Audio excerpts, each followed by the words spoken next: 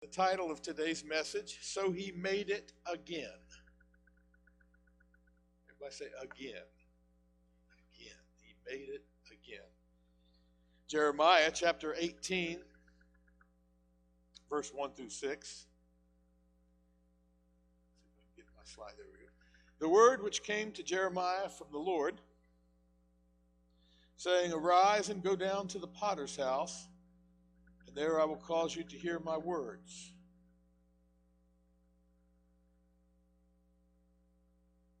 Then I went down to the potter's house, and there he was, making something at the wheel. And the vessel that he made of clay was marred in the hand of the potter. So he made it again into another vessel, as it seemed good to the potter to make. Then the word of the Lord came to me, saying, O house of Israel, can I not do with you as this potter, says the Lord? Look, as the clay is in the potter's hand, so are you in my hand, O house of Israel. How incredible. As the clay is in the potter's hand. There's several passages in the Bible that speak of the potter and clay as examples to us to learn and grow and understand. Isaiah used the example of the potter and the clay. He posed the question, talked of people turning things upside down, as if to say, as if the potter would, or as if the clay would say to the potter, what are you making? Or as if the pot would say to the potter, you didn't make me. My, we see that happening in the world today, don't we? So many people saying, no, God didn't make us. We made ourselves. We evolved. We just are. Zechariah and Paul also used examples of clay and pottery, helping us come to understanding. Jeremiah was known as the weeping prophet. Saw so much trouble in the perilous times that he lived in. Time when the great city of Jerusalem, Judah, taken captive, destroyed, because the people wouldn't hear the word of the Lord. Rising early, sending prophets daily, caused them to turn. So Jeremiah brings us this message today about the potter and the clay. A lot of times when the Lord wants to bring understanding, he uses examples, examples, things, little word pictures that we can see. Jesus taught so much in parables, little object lessons. So the Lord spoke to Jeremiah. He wanted to teach him something. He wanted to bring understanding to him. So he said, I want you to go down to the potter's house. We don't think of potters and pottery too much now. If I want a vase, I just go to the store and buy one, right? If you want some plates, if you want some tiles, if whatever it is that you want, we don't even think about how they're formed. In fact, most pottery isn't made by a potter sitting at a wheel. We got machines that do that today. But back in those days, so many of the things that they used, so much pottery was made. They didn't have any machines. So there were potters who would sit at the wheel, and they would take this clump of clay, dirt, and water, and they would put it on the wheel and begin to spin it, and turn it. And as it would turn, they would take their hands and they would shape and form and mold it into the thing that they wanted it to be. Whether it was a cup or a bowl or a plate to eat upon, or a trash can, or a tile to cover the floors or walls. There's so many things they can make with this pottery and this clay. Whatever it was that they wanted. So Jeremiah goes down to the potter's house, and he sees the potter working, forming a vessel, forming something on his pottery wheel. And in this scene, as Jeremiah was watching this, the Lord spoke to him and gave him a message that was for his time, and a message that's for our time today and for us individually. Jeremiah comes down to the potter's house. I imagine when he first walked into the potter's house, what he might have saw, what the scene might have looked like. He probably saw a lot of clay. You're going to make some pottery. The first thing you're going to need is some clay. Probably saw big clumps of it. Probably preserved, kept wet. Some water. Maybe vessels of clay stacked up. Maybe some things that had already been made, stacked up over on the side, getting ready to go into the fire. Have to go into the fire to be finished for use, ready, prepared. Maybe he's got a lot of more clay stored over there. So many things that can be made from this clay. You ever think about it? Bowls and vases, tiles, tools, utensils. A lot of us don't realize it, but even your toilet's made out of clay. Reminds me, Paul said, in a great house there are many vessels, some for honor and some are for dishonor. Think about the most beautiful vase that you might fill with the most beautiful flowers is made out of the same thing as that toilet that you fill with other things. And Paul said that in a great house there's many vessels, some for dishonor and some for honor. But if you purge yourselves of the dishonor, then you'll be fit and prepared for the master's use. Well, so he sees all this stuff as he walks in the door. All these things that are already prepared. And then he sees this clay in the potter's hands being formed on the wheel right then. You know, we're all made of the same clay, by the way. You ever think about that? Every one of us. God formed Adam out of the dust of the earth and created them in his image and likeness. We're all made from the same clay. We've all been created in the image and likeness of God. The Bible tells us that from one blood, God created all the nations of the earth. Some of us might think we look different. We might be white and brown and red and yellow. But we're all made from the same clay. We might be tall and short and skinny and fat and young and old. But we've got so much in common because we were all created from one blood. We have one common ancestor. And that ancestor was formed of the dust of the earth by the hand of God. And God breathed into his nostrils that breath of life, as he has to each one of us.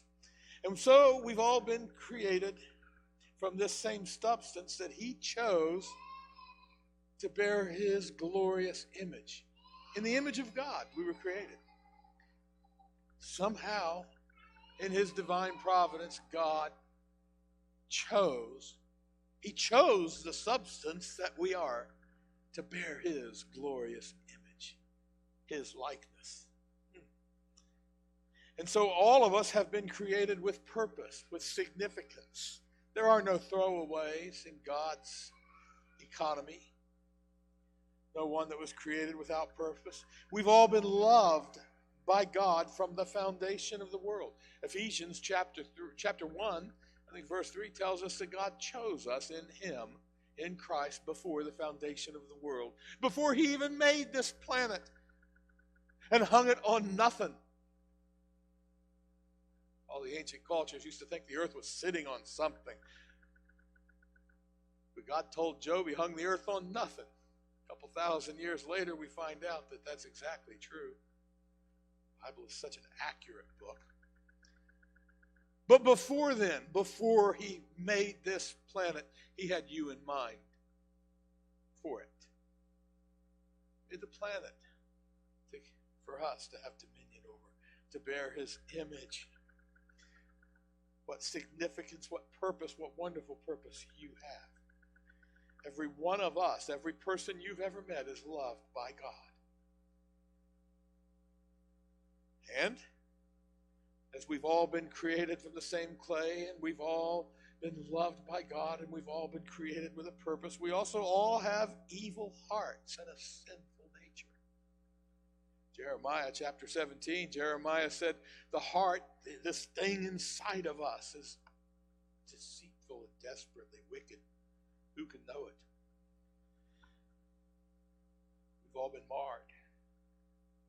We've all sinned and come short of the glory of God, as Romans chapter 3 reminds us. Every single person. Solomon said this. He said, there's none righteous, not one. All have turned aside. All have gone astray. All have sinned. Romans chapter 14 reminds us that all of us must give an account to God for those things that we've done. Romans 14:12, each shall give an account to God for the things that we've done in this life. And every one of us are subject to temptation. It's easy when we're being tempted, when we're being tried, to feel like it's only me. Why me? Why am I like this? Why is it like this? Why do I always stumble? But the Bible tells us in 1 Corinthians 10 that there hath no temptation taken you, but such as is common to man. You're not alone. You're not in this alone. You're not the only one going through this. You're not the only one tempted. There's no temptation taken you, but such as is common to man. But God is faithful. He'll never allow you to be tempted beyond what He's already made you able to overcome. So we're all subject to the same temptation. And something else we have in common, every one of us must die. And so we should be prepared for that. I'm sure that those people yesterday didn't wake up in the morning, not one of them, thinking this will be the last day that I spend on this side of eternity. This will be the last day I spend in this flesh. I'm just sure that those people in El Paso and Dayton, I don't mean any disrespect, using this as an example, but every one of us, whether it's today, tomorrow, or 100 years from now, so far among humans the death rate is 100%. The Bible tells us in Hebrews chapter 9, it is appointed unto men once to die, and after the judgment. After that, there's a judgment. So we should be prepared, every single one of us, to stand before Him. So one thing we can see from this, the sameness of mankind calls for understanding of others. We have so much in common, all being made out of this same clay. So we should not judge by race or face, but in grace. We should judge by the grace of Jesus. I'm made out of the same stuff as you are. I'm subject to the same temptations as you are. I've committed the same kinds of sin as you have. I may not have done the same exact thing as you. You may not have done the same exact thing as me, but all sin is sin. James said it this way. He said, if you keep the whole law and yet offend in one point, you're guilty of all. Since we have so much in common, we should extend grace and love one to another. Not only here in these church walls, but among the lost, among those that don't know Jesus, among those that are deceived. I saw a post on Facebook, I think it was by Eli Williams, Pastor Eli, just yesterday, quoting Ken Ham, and he said the differences, he said there are more differences within groups than there are between groups. If you look at the genetic code, the billions and billions of strands of stuff that make us up, it's all so similar. There is very, very, very, very little difference between any of us if you look at the whole scheme of things. And so there are far more differences. Take any group, any of your hate groups or superiority groups or religious groups, or break it down any way you want, but there are more differences within groups than there are between groups. We should find ways to reach the lost for Jesus, to love one another, to love this world. God so loved the world, He gave His only begotten Son. We're so very much alike. We're alike in our goodness, and we're alike in our frailty. We're alike in our qualities, and we're alike in our failings. So Jeremiah goes into the potter's house, and behold, he wrought a work on the wheels. He sees this potter. Imagine that scene, if you will. He goes down there, and he sees the potter. And the potter's sitting here on the wheel, and he's got the wheel a-turning. You know, it takes a lot of work. I've only seen that done a couple of times. It's really fascinating to me, too, the skill and the art. Now, the potter, he was doing something specific, by the way. This wasn't a work of chance. He didn't just toss some clay on there and close his eyes and hope something good came out of it. It wasn't random evolution of the clay. The clay wasn't evolving into a pot. There was a design in the potter's mind. He knew what he wanted it to be. It wasn't just some random chance. It wasn't an accident. He wasn't there because he was bored and didn't have anything to do. It wasn't just a game he was playing, but he intended to create something of value, something of worth, something specific that he was making. And this vessel that he's making rises on the wheel. You ever seen that done when they put something on the wheel and it's just this clump, but as they begin molding and shaping it with their hands, this clump just rises up and it's really fascinating to watch that done. The potter's plan is best for this piece of clay. When he picked up this piece of clay to put it over here on the wheel, he had something in mind for that piece of clay. Maybe he specifically picked that one. Maybe it had some quality for what he had in mind that was different and diverse from all the other things that he was making. Maybe a different tint or texture, maybe, but he knew exactly what he intended to do with that piece of clay. He knew what his plan was for that piece of clay before he put it on the wheel, before he first touched it with his hand, before he first looked at it. He knew what his plan was, and God has a plan for your life. He has a plan for every single one of our lives. Before he first breathed the breath of life into your nostrils, before he first gave you a spirit, when you were just coming together at the conception of your being, he had a plan. And he knew what was best for the life that is you. He knew his intentions. Jeremiah chapter 29 tells us that. He said, I know the plans that I have for you. And they're good plans. Plans to help you and not to hurt you. Plans to give you hope and the future. He knew that. He knew that when he created you. He knew that when he allowed you to be born into this world. God's plan for you is good. Altogether good. The first part of that plan, the most important part of that plan, is the salvation of your soul. The Bible tells us that God isn't willing that any should perish. It's not his will that anyone should leave this earth without knowing him. He sent his only begotten Son, that whosoever would put their trust in him would be saved, would have everlasting life. He wants us to know him. Not only that, he wants to use you as a vessel to bring the knowledge of him, the knowledge of eternal life to the world around you. So the first part of his plan involves our salvation, and the unfolding of that plan involves our surrender. So many of us have a struggle there surrendering to God. Can I really trust him with everything? Or should I hold a little back just in case? A little reserves, a little of me. Should I make a little provision just in case? Just in case? Or should we surrender? The fulfilling of that plan reveals the potter's work in us. If we'll allow ourselves to be surrendered to him, if we'll be saved and we'll come to him and then we'll surrender ourselves to him, it will be revealed what we're supposed to look like. There, John tells us we don't yet know what we're going to look like when Jesus comes, but we know that we'll be like him.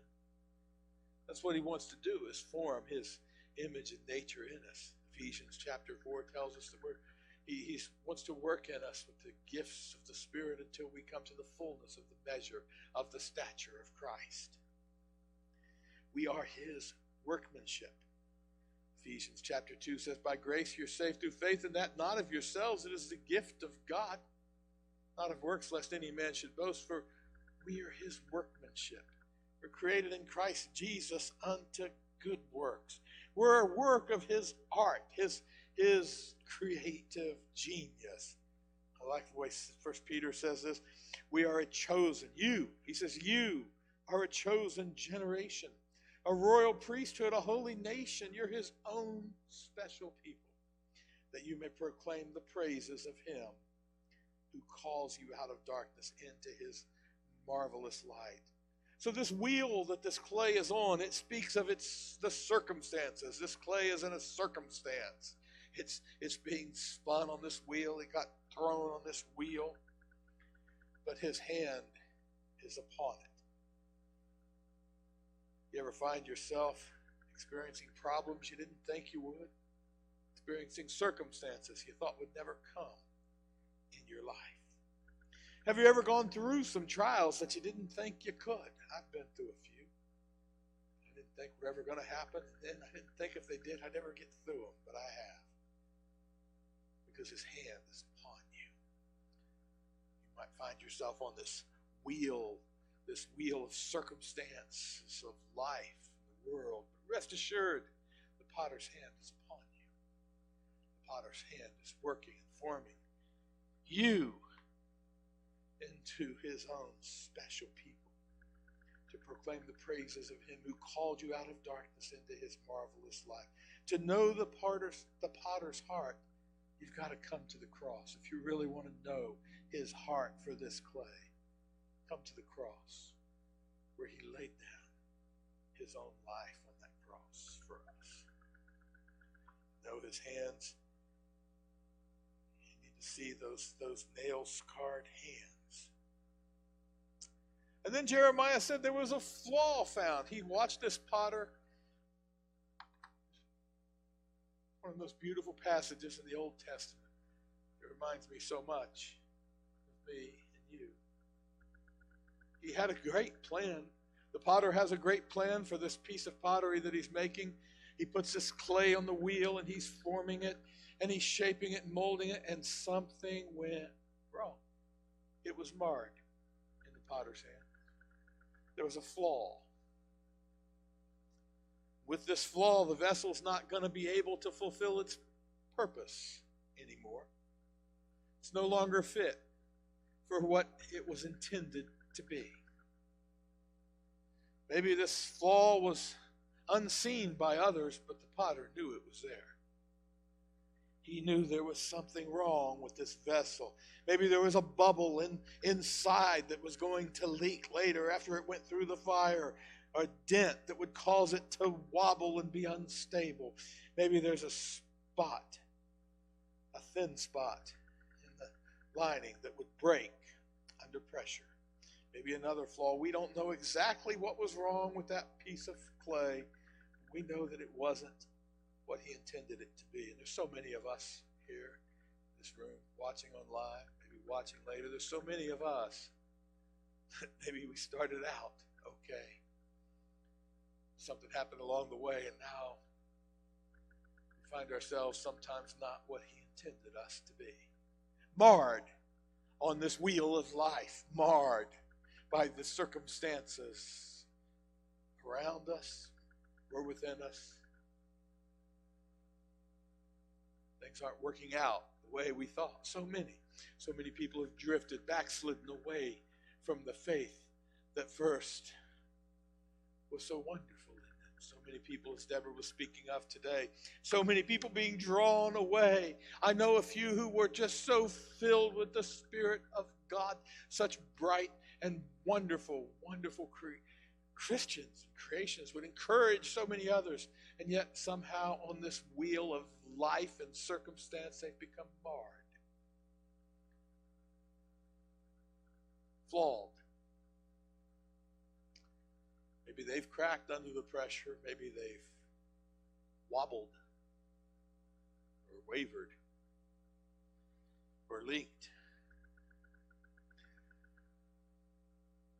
And if that was the end of the story, how very sad it would be. If that was the end of the story, what a tragedy it would be. Jeremiah comes down, and this is the whole reason that God sent Jeremiah to the potter's house that day. He comes down and he sees this work the potter has been forming. We don't know how long he was working on that. He might have been working on that all day to get it just the way he wanted, and suddenly something went wrong, dreadfully wrong. And it was marred, and it was no longer what it was supposed to be. Jeremiah got there in time to see this work that the potter had been working on, and it was marred. So he made it again. So he made it into another vessel as it seemed good to the potter to make. God can make it again. Maybe we've been thrown on this wheel of life and you say, well, you know what? I had these hopes and dreams so many years ago. Oh, I knew that God was using me and going to, and all of the expectation, but circumstances come along. Why so many people, so many Christians feel marred, unfit, and unuseful. But I love what the potter does with this clay because he just makes it again the way that it pleased him. He doesn't throw away the clay. He didn't throw it away and go get another piece. He didn't toss it aside into the trash bin of yesterday. He said, it's okay. I've got power over this clay, and I can make it again. I can fix what needs fixed. He makes it out of the same clay. He didn't go get a different piece of clay and say, well, okay, I wanted this vessel, but this clay doesn't do. I'll get a different one. No, the same piece of clay that he had on that wheel. And now it pleases the potter. Now it's everything he wanted it to be. And then he turned to Jeremiah and he said, that's what I can do with you. And you and you and you and you and you who are watching. That's what I can do with you. Whatever flaw might be found, maybe no one else can see it. Maybe only the potter knows. It's okay. We welcome his hand upon us because he can make it again and again and again until it pleases him in every way. We can have that confidence that his hand is working in us and he's pleased with his creation. He won't stop until he is pleased with the work. That's what Paul tells us in Philippians chapter 1, the work that he began in you, he will be faithful to continue until you're there, until it's pleasing in his sight. Don't get discouraged, Christians, backsliders, those of you wanting to come to Christ. Don't get discouraged by those circumstances of life, by those flaws and failures, disappointments and discouragements, because the potter is still working on you. He's not finished yet. He's still working on me. And he will continue this work that he's began. As soon as he put that clay on that wheel, he knew that he wasn't going to stop until he had a work that was pleasing to him. So as I conclude here today, I want to ask you, are you fully surrendered to the potter's design in your life? Are you fully surrendered to his touch on you? As you yield yourself to him. You know, we don't want to be stiff-necked. We don't want to be hard, dried clay that can't be shaped. We want to stay yielded to him. He'll make you over again. Everything you need, he will form it right there in you as it pleases him. And we can have confidence that though we may not know what it's going to look like when he's done, we know it'll look like him. And we know it'll be good. Well, I'm going to close with that. God bless you. Thank you for being with us.